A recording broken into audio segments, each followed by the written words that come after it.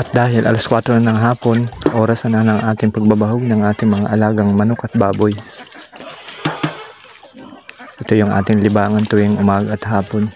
Katapos na natin magbukid, magbabahog tayo ng baboy at mga manok. So samahan nyo ako mga ka-YouTube sa pagbabahog ng aking mga alaga.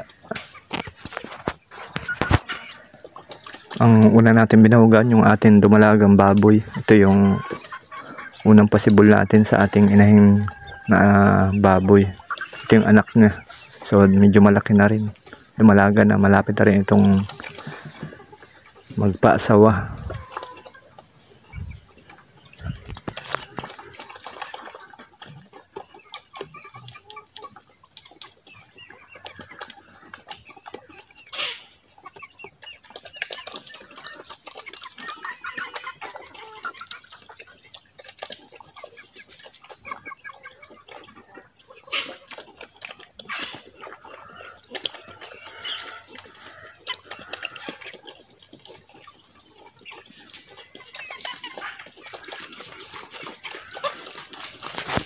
At ito naman yung ating sunod na binahugan, yung ating inahing baboy.